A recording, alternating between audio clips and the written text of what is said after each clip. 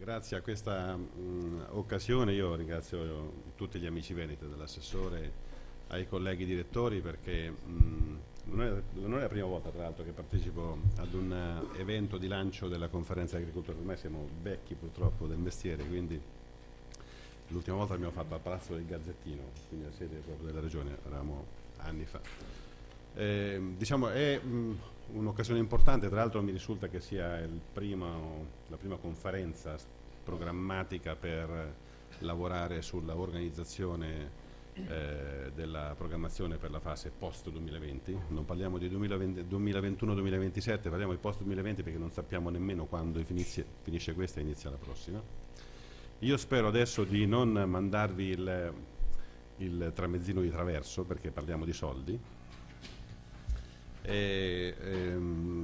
Chiaramente però faccio il punto della situazione rispetto a come siamo partiti, come siamo messi, quali saranno le possibili evoluzioni. Tanto mi scuso, io non ho slide così belle come hanno presentato i colleghi regionali, le ho fatte, le ultime cose le ho scritte ieri sera in treno, poi mi sono stroncato, mi sono addormentato, quindi beccate quello che c'è. Allora, qui riportate, adesso ve lo spiego molto velocemente, diciamo i contenuti del dibattito sul quadro finanziario pluriennale, sul bilancio post 2021.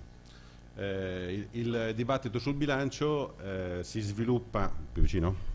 Sì. Il dibattito sul bilancio sì, chiaramente è un dibattito a cui partecipano nella fase decisionale i capi di Stato e di Governo, quindi non è un dibattito settoriale, riguarda tutte le risorse che verranno messe a disposizione per le politiche europee nella fase post 2020. È strutturato in un negoziato in box, un documento fatto da un centinaio di punti, che è partito parallelamente ai lavori della riforma della proposta della Commissione, quindi un anno fa, a giugno 2018, e poi la presidenza austriaca e poi presidenza rumena, che è in chiusura, diciamo, hanno cercato di capire quali erano le posizioni emerse, che potevano emergere, per cercare di portarsi avanti quei lavori. Però è stato un esercizio puramente teorico, perché il vertice dei capi di Stato e di Governo del dicembre 2018 ha sancito che di bilancio, cioè di decisioni sul bilancio, non se ne prendono fino a che non vengono rinnovate completamente le istituzioni europee, fino a che quindi il Parlamento e Commissione, la Commissione verrà, diciamo, entrerà a regime non prima di ottobre-novembre, perché dipende poi dal voto di fiducia a cui verrà sottoposto in Parlamento europeo. Quindi tutto il lavoro che si è svolto è stato un lavoro molto di test dei posizionamenti, ma di fatto, se c'era la certezza che non si chiudeva, comunque è stato un esercizio teorico. Allora, sulla parte agricola, io semplifico moltissimo, ci sono due questioni importanti. Uno è il taglio delle risorse a bilancio. Sapete che l'agricoltura ha subito un taglio di circa il 5% medio, articolato tra primo e secondo pilastro in maniera diversa: primo pilastro 2%, 2,5%, secondo pilastro 15%. Questo come dotazione complessiva. Poi all'interno della dotazione agricola, quindi una volta che si saprà quanto c'è a disposizione per il mondo agricolo, c'è il tema della convergenza esterna, che è una bomba atomica buttata lì dentro e che è praticamente una modalità di assegnazione delle risorse ai singoli paesi basato sul valore medio dei titoli per ettaro tra paesi. Noi abbiamo una convergenza interna che porta a uniformare il valore dei titoli a livello nazionale, ma è una partita tutta nazionale e si farà sulla volontà dello Stato membro, alle condizioni che saranno stabilite nel regolamento, ma la faremo dopo, ce la gestiremo noi. La convergenza esterna invece è una decisione da capi di Stato e di Governo, quindi è un elemento che incide fortemente sulla ripartizione delle risorse tra Stati membri. Allora, la convergenza esterna è quel meccanismo che nella fase 2014-2020, l'attuale, ci ha dato una bastonata tremenda, perché ci ha fatto perdere oltre 1 miliardo di euro in termini di dotazione finanziaria. Poi l'abbiamo recuperata, perché abbiamo avuto nella fase negoziale, proprio perché eravamo stati trattati male sul primo pilastro, un'assegnazione aggiuntiva di 1,5 miliardi, però c'è stato uno spostamento di risorse dal primo pilastro che ha subito un taglio al secondo pilastro che invece ha avuto un incremento. Ora, la convergenza esterna, siccome è un processo che è stato deciso nell'accordo dei capi di Stato e di Governo del 2013 e che è un processo che deve proseguire perché oggi non abbiamo riallineato i titoli, sul tavolo c'erano 3 opzioni. La prima è nessuna convergenza esterna, chiaramente è lì 75.75 paragrafo 2, quindi si ferma la convergenza esterna, decisione politica di pertinenza dei capi di Stato, a noi va benissimo, per noi opzione pronti a firmare, perché ovviamente ognuno ha le risorse che aveva, quindi non c'è nessun danno. Chiaramente l'Italia sarebbe danneggiata dalla convergenza esterna perché ha un valore medio dei titoli più alto rispetto alla media comunitaria.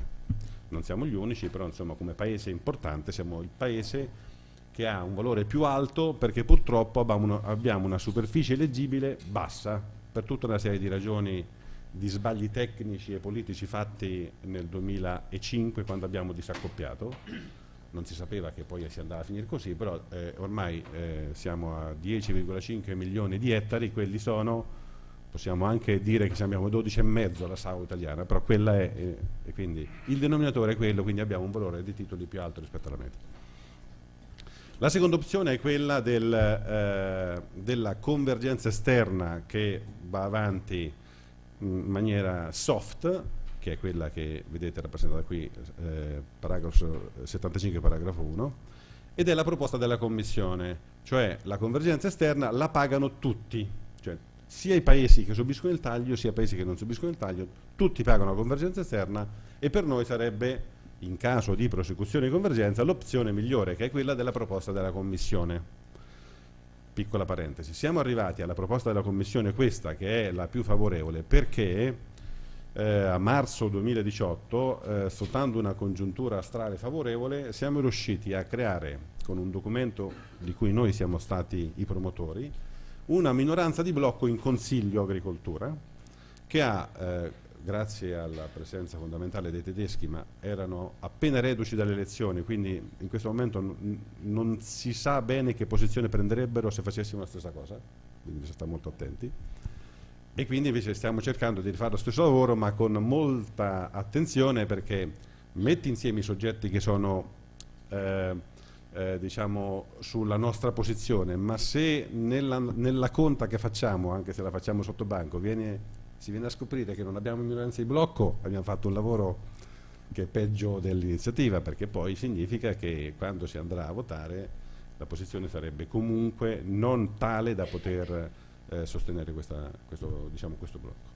Allora, a marzo 2018 abbiamo messo insieme un gruppo di paesi che rappresentavano una minoranza di blocco in Consiglio e questo ha imposto alla Commissione di rivedere la sua proposta, che era la proposta identica a quella attuale, che ha comportato un taglio di 1 miliardo di euro nella fase 2014-2020.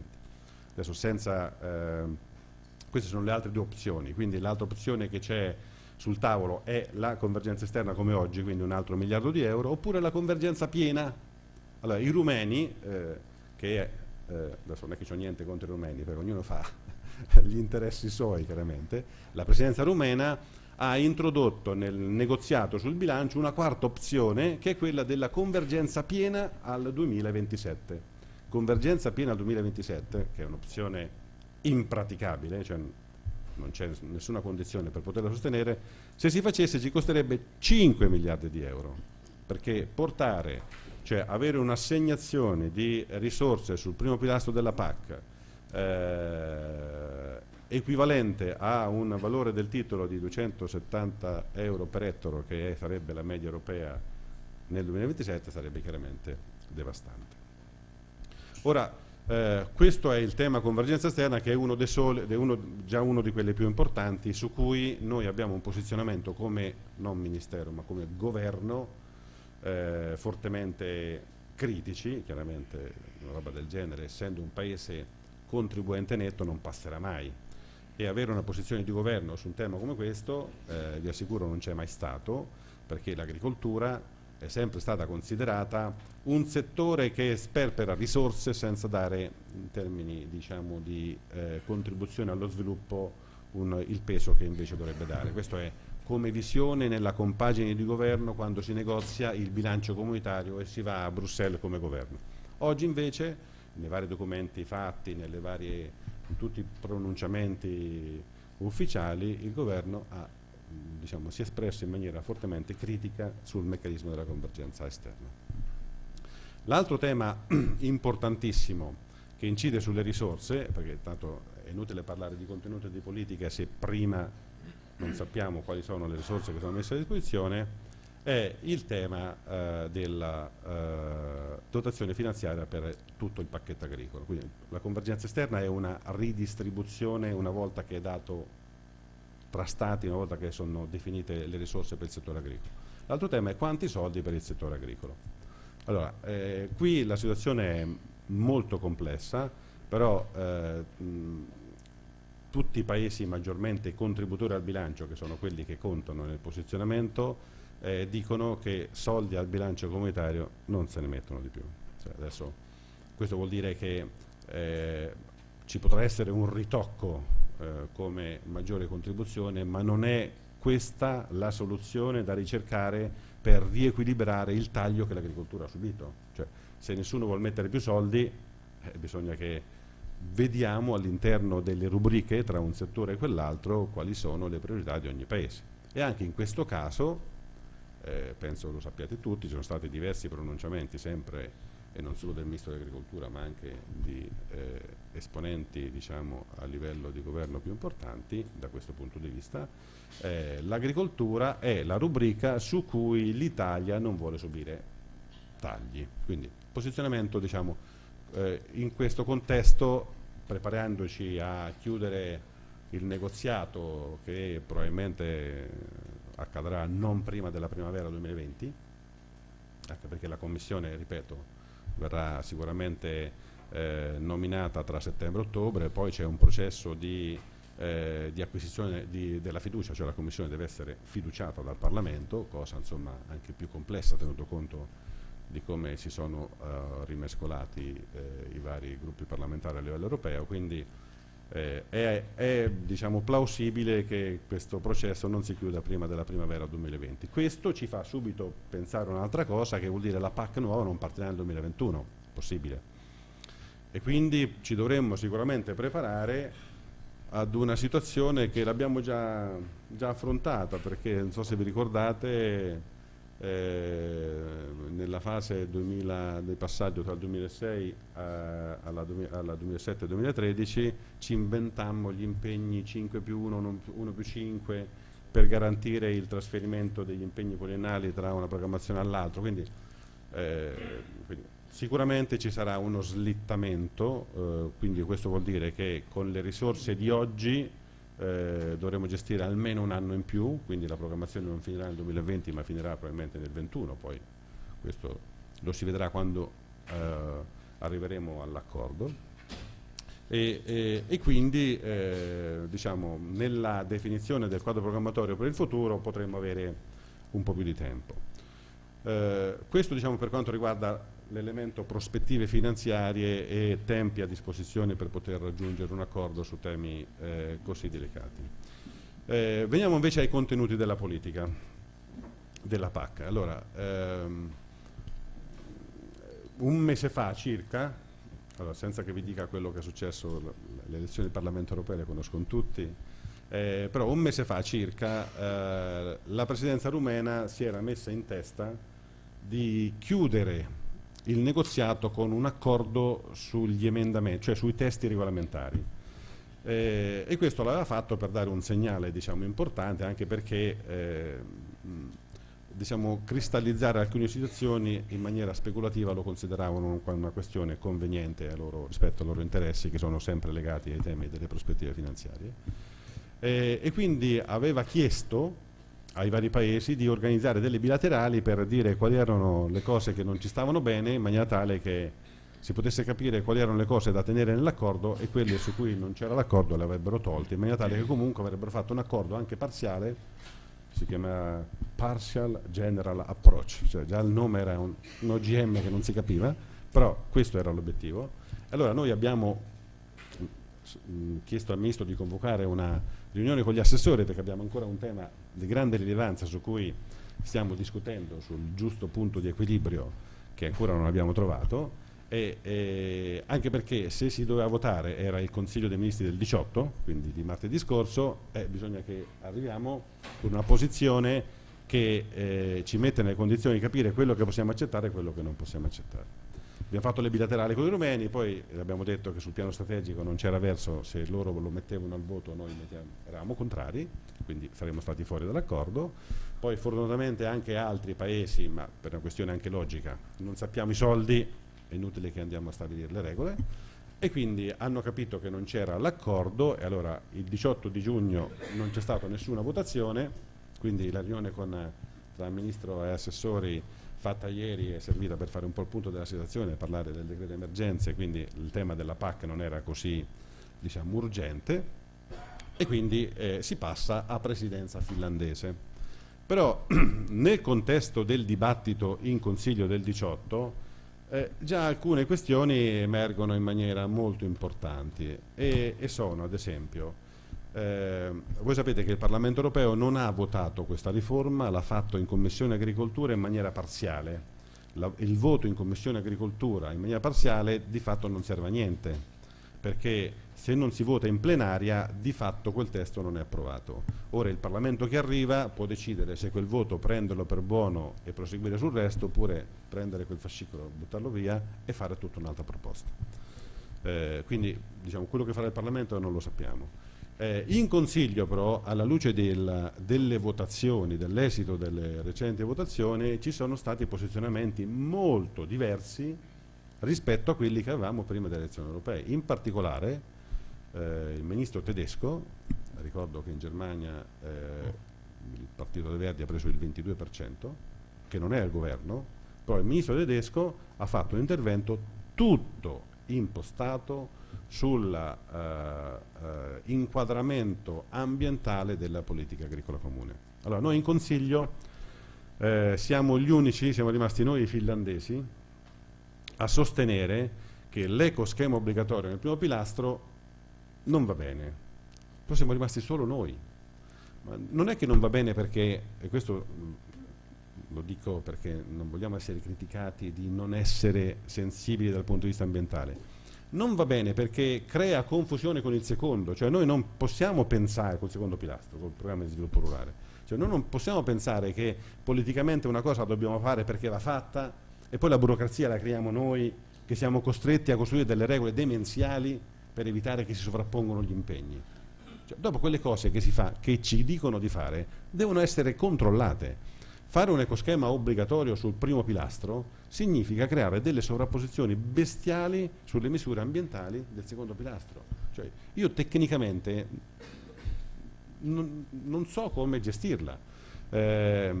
Se dovessimo essere costretti a farlo, perché alla fine ce lo fanno digerire, a parte il fatto che chiaramente questo è un tema che è legato soprattutto ad aspetti politici, perché la Commissione nella fase di proposta della nuova architettura della politica agricola comune, essendo in difficoltà per alcune questioni, si è posta questi temi e ha inserito anche questo ecoschema per rendere più verde i pagamenti diretti, perché sono accusati di non essere sufficientemente ambientali, no? È stato abrogato il greening, che è stato inglobato nella condizionalità, quindi non è che è stata diluita la portata ambientale dei pagamenti diretti, è stata aumentata perché condizionalità e greening sono di più rispetto a prima, sono leggermente di più. L'ecoschema ambientale significa prendere una percentuale dei pagamenti diretti, quindi tagliare dei soldi a tutti, di una percentuale che qualcuno parla del 20%, è tantissimo, 20% di pagamenti diretti in meno per fare l'ecoschema obbligatorio su cose che poi ci creano anche dei problemi, è una situazione insomma abbastanza complessa da gestire.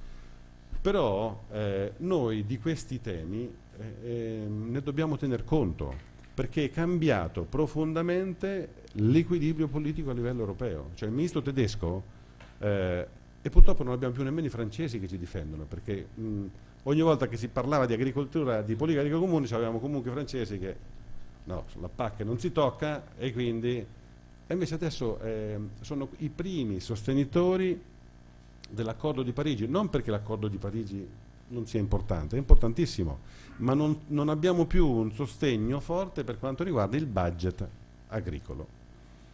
Allora, questo lo dico perché nel disegnare tutte le nuove misure noi dobbiamo interrogarci su questi aspetti e dobbiamo diciamo, razionalizzare le risorse che avremo a disposizione per fare qualcosa che effettivamente serva a aumentare la competitività del settore agricolo e agroalimentare italiano, passando anche attraverso la sostenibilità. Il tema della sostenibilità compare ormai dappertutto, ma non è solo un tema che lo possiamo lasciare a presidio del mondo ambientalista. Cioè noi abbiamo la grande distribuzione che, se ci fate caso, sta chiedendo impegni sempre più cogenti al mondo produttivo e lo sta facendo perché noi non siamo organizzati e ci mette nell'angolo. Pensate, qui abbiamo Marchesin, con cui abbiamo fatto un paio di mesi fa un evento per lanciare il sistema di etichettatura facoltativa che serve a identificare, diciamo, un comportamento virtuoso e l'italianità delle produzioni agroalimentari, in questo caso la carne bovina. Però il tema dell'antibiotico resistenza, del benessere animale e dell'uso del farmaco sono temi su cui noi dobbiamo organizzarci per gestirli bene, perché altrimenti, se lo lasciamo alla grande distribuzione, lo utilizza come modo per differenziare le richieste e metterci nell'angolo. Cioè noi non possiamo dire che loro fanno una pratica sleale se siamo noi, mondo produttivo, a fare cose diverse. Ognuno fa cose diverse l'uno dall'altro.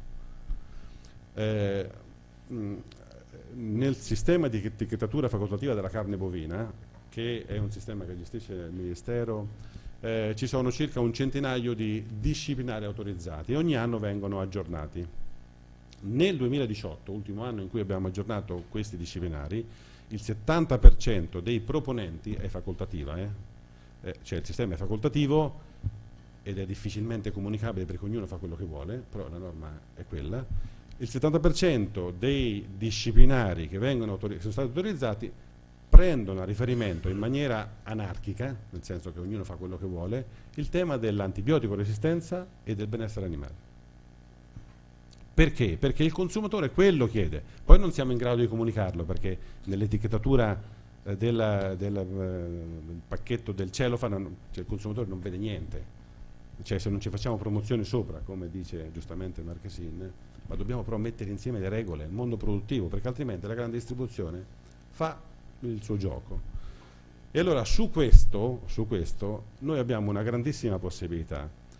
Ed è questo l'elemento che in qualche maniera, cerco di chiudere se non prendo troppo tempo, mette in contrapposizione le visioni tra Stato e Regioni sul ruolo del piano strategico e del New Delivery Model che si è inventato Hogan, il quale, diciamo, se ne è presi parecchi di accidenti perché si è inventato questa cosa, perché ai paesi con programmazione regionalizzata questo modello non piace in quanto potenzialmente, oggi nei testi è così, toglie delle competenze, perché nei paesi che hanno le regioni che svolgono il ruolo primario di gestione, programmazione e gestione delle risorse dei programmi di sviluppo rurale, oggi con questo impianto regolamentare obiettivamente vengono posti dei limiti.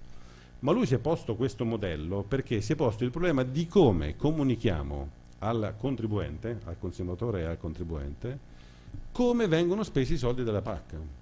Cioè, mettiamoci, diciamo, nei panni della Commissione. Oggi la Commissione, per come siamo organizzati, per come siamo diversi nella costruzione del sistema degli incentivi al mondo agricolo, non è in grado di dire qual è l'obiettivo al miglioramento della qualità delle acque. Cioè le misure sono talmente diverse, cioè, noi in Italia ce l'abbiamo diverse. Pensate ai 150 programmi di sviluppo rurale che sono stati costruiti sui 28 paesi. Cioè non c'è la possibilità di aggregare questi numeri per poter dare per poter dimostrare che i soldi spesi in agricoltura danno un impatto, e lo danno l'impatto, perché le politiche agroambientali che abbiamo costruito dal 92 ad oggi sono profondamente diverse, sono molto evolute, cioè l'agricoltura fa attività veramente sostenibili, non siamo in grado di comunicarlo, cioè, non siamo in grado di farlo. Allora qual è diciamo, il modello che si è inventato Ogana? Si fa un piano strategico. Tutte le misure vengono ricondotte a 8 macro obiettivi. Questi 8 macro obiettivi hanno 28 indicatori, di questi 28 indicatori 16 sono ambientali, quindi su 28 16 sono ambientali oggi. Tutti fanno misure riconducibili, misurabili sulla base di questi indicatori, in maniera tale che a ogni euro che spendo so dire a livello territoriale quello che succede. Ora, a me questo impianto sembra logico, io lo approvo al 100%. Ora bisogna trovare un equilibrio tra questo modello, che secondo me serve per giustificare i soldi nel settore agricolo, e le competenze, diciamo, dei soggetti che costituzionalmente, nel caso del nostro Paese, sono tenuti a fare una determinata cosa. Non credo che sia una cosa difficilissima, anche perché una volta che si decide insieme come è fatta l'architettura, poi ognuno si fa le sue misure, si fa i suoi bandi, c'è l'autorità di gestione, il suo partenariato, non è una cosa stravolgente. E già questo modello qui deve essere una rassicurazione importante per il mondo ambientale, perché l'efficacia della politica agricola comune misurata in questa maniera è nettamente superiore rispetto a quella che loro pensano noi stiamo facendo in questi anni. Cioè, per poter fare una cosa, pensate alla qualità delle acque, ai fitofarmaci, eccetera, noi dovremmo stabilire l'indicatore di partenza, cioè come siamo messi quando partiamo con la nuova programmazione, poi decidiamo insieme col mondo, diciamo con ISPRA, che sono quelli che ci misureranno rispetto alle performance, quali sono le misure che saranno efficaci per realizzare quell'obiettivo, e poi andremo a misurare l'effetto tra 2 anni, 4 anni, 5 anni, 6 anni, per vedere se i soldi spesi stanno dando risultati giusti oppure no. Nel far questo, che è quello che dovremmo fare per poterci meritare i fondi comunitari, e che, diciamo, non è niente di stravolgente rispetto a quello che facciamo già, perché tutte le politiche sono orientate su queste cose. Apro parentesi. Quando entriamo in conflitto col mondo ambientale su temi di grande sensibilità come l'acqua, visto che è sempre la gestione dell'acqua, poi in Veneto lo è ancora di più per tutta una serie di problematiche, quando entriamo in conflitto su questi temi ci difendiamo dicendo che il settore agricolo è l'unico settore, eppure quello che ne utilizza di più di acqua, che ha fatto l'investimento bestiale negli ultimi 4 anni per quanto riguarda l'impegno a risparmiare l'acqua. Noi abbiamo adottato linee guida nazionali che vengono adottate sul territorio, in cui si impone il contatore a tutti, là dove non c'è il contatore c'è un criterio di stima della quantità di acqua. Nessun settore produttivo al di fuori dell'agricoltura l'ha fatto. ARERA, che è l'autorità che gestisce diciamo, l'acqua non agricola, tutti gli altri usi, ha avuto difficoltà a intercettare le risorse del piano acquedotti, del piano invasi, perché non rispettava le norme in termini di sostenibilità sulla gestione dell'acqua. Noi attraverso quel bando da 300 milioni di euro abbiamo diciamo, stimolato la produzione di una progettualità per circa 1 miliardo di euro di progetti di qualità nettamente superiore rispetto al passato, perché tutti arrivavano a risparmiare almeno il 25% di acqua. Adesso siamo in grado di finanziare 1 miliardo e 300 milioni di investimenti nel settore della gestione sostenibile delle risorse idriche. Siamo gli unici in Europa a aver fatto una roba del genere. Nessuno lo sa. E questi sono temi, sono investimenti importantissimi per il futuro. Tant'è vero, quando entriamo in un confronto dialettico col mondo ambientale, cioè il tema da mettere in evidenza è il seguente, e poi chiudo veramente. Allora, noi, mondo produttivo, ci stiamo impegnando a fare di più con un quadro di prospettive finanziarie che prevedono meno, cioè più cose con meno soldi. Cercheremo di farle meglio e di utilizzare meglio le risorse a disposizione. Ma più cose con meno soldi significa maggiore sostenibilità, maggiore sicurezza al cittadino, maggiore sicurezza in termini di sicurezza alimentare, quindi al consumatore. Perché non ci sostenete nella battaglia della rintracciabilità? Cioè, se io al mondo produttivo gli tolgo le risorse che aveva in passato, vuol dire che dal mercato deve conquistare quel pezzo di reddito che gli manca dall'incentivo, ed è giusto che succeda così, perché sto lavorando sulla competitività, sulla qualità, eccetera. Ma allora perché non vieni con me sul tema della rintracciabilità, sull'etichettatura? Perché non mi sostieni. Noi ancora a livello comunitario stiamo arrampicandoci sugli specchi diciamo, sul tema dell'etichettatura, della indicazione dell'origine della materia prima in etichetta, per poter mettere il consumatore nelle condizioni di scegliere, cioè consapevolmente. I prodotti agricoli, non solo quelli italiani, quelli europei, sono più sicuri rispetto a quelli della concorrenza. Dammi la possibilità di riconoscere questo prodotto. Allora, è su questo che ci vogliamo confrontare col mondo ambientale.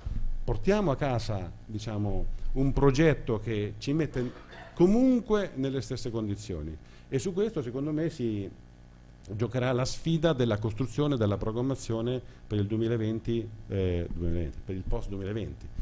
E su questo il mondo produttivo deve essere consapevole che quando definisce un obiettivo e uno strumento, poi tutti quanti dobbiamo far quello, non dobbiamo essere biodiversi nella costruzione delle misure, perché oggi siamo così.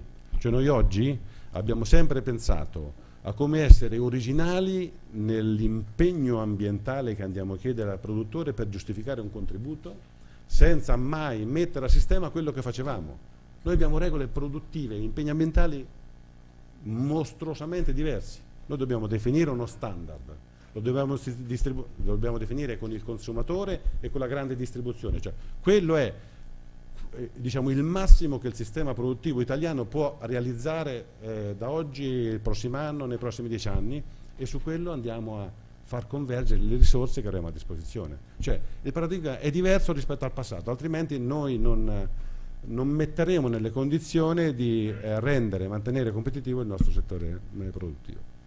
Grazie.